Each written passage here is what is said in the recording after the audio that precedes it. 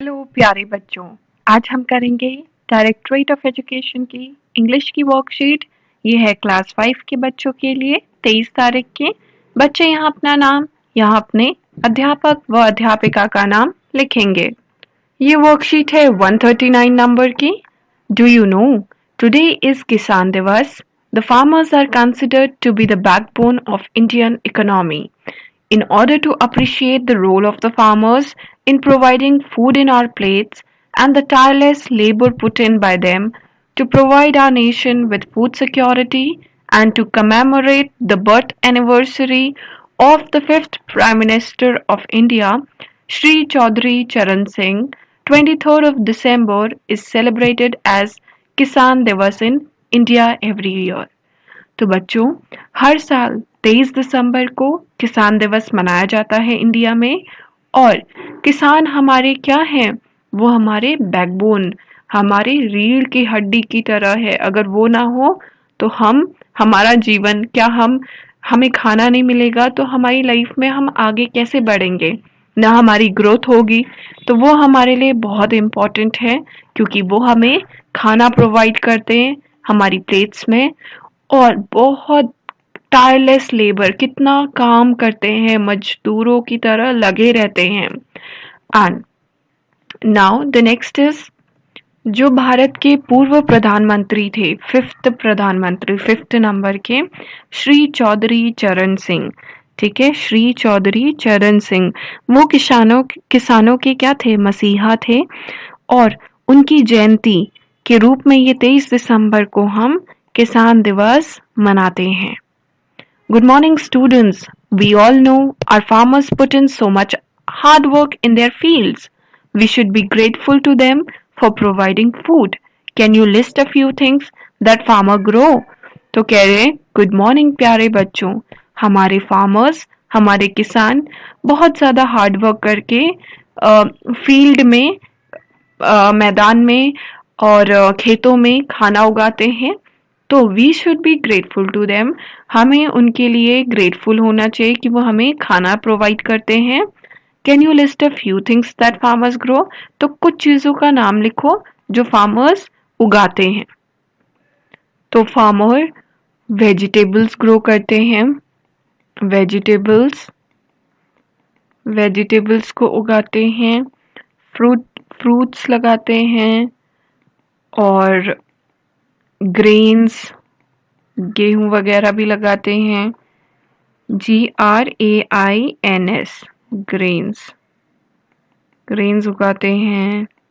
फिर फाइबर, है ना, कुछ का नाम लिखना था, 4 नाम लिख दिए मैंने।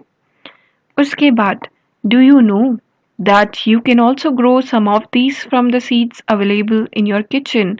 Take the help of your parents and search some seeds in your kitchen and classify them in the table given below.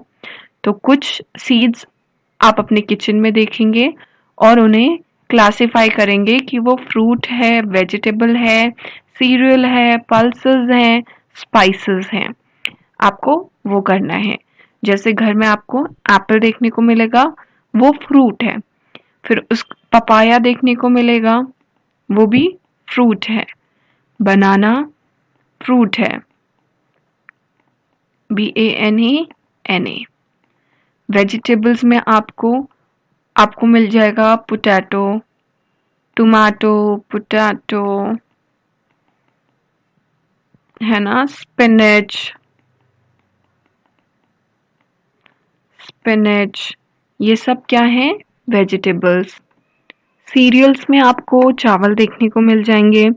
आपके घर में ओट्स होंगे, वो सीरियल है। फिर उसके बाद आपको व्हीट देखने को मिल जाएगा, व्हीट। उसके बाद आपकी पल्सेस। अब आपको दाल के नाम लिखने हैं यहाँ पे जो आपके घर में है। आपके घर में किडनी बीन्स होंगी, फिर आपको चिक पीस देखने को मिल जाएंगी, तभी तो आप छोले बना पाते हैं, चिक पीस। फिर आपके घर में और भी होंगे ड्राई बीन्स, ड्राई पीस, है ना, बहुत सारी। और आप लेंटिल्स लिख लीजिए, LENTILS। अब हम लिखेंगे स्पाइसेस का नाम। स्पाइसेस में है मस्टर्ड, आपका फिर आ गया ब्लैक पेपर काली मिर्च, black pepper, black pepper PEPPER paper. और आपको एक और लिखना है तो आप जीरा लिख लीजिए, क्यूमिन सीड्स CUMIN। इसके बाद we must appreciate the hard work of our farmers for working in their fields and providing food on our plates. It's their friendly act towards us. In our in our story, the little bully Hari teases his classmates. It was his unfriendly act towards his friends. And the end of the story. So at the end of the story, what happens? He realized his mistake and decided not to misbehave with others. Let's help Hari to classify friendly acts and unfriendly acts by putting the below mentioned phrases in the correct place. तो कह रहे हैं कि हम appreciate करते हैं जो भी हार्ड वर्क हमारे फार्मर्स करते हैं for working in the field. जितना भी खेतों में काम करने के लिए वो हार्ड वर्क करते हैं, हम उसे अप्रिशिएट करते हैं। And providing food on our plates, और जो खाना वो हमें प्रोवाइड कराते हैं वो उनका फ्रेंडली एक्ट होता है। और लेकिन जो लिटिल बुली ने किया अपनी कहानी में, वो दूसरों को चिढ़ाता था अपने दोस्तों को, तो वो है अनफ्रेंडली एक्ट।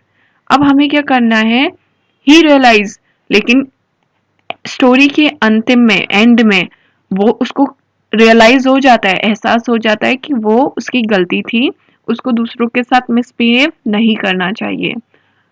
अब चलो हरी की मदद करेंगे फ्रेंडली एक्ट और अनफ्रेंडली एक्ट को अलग अलग डब्बे में डालने में।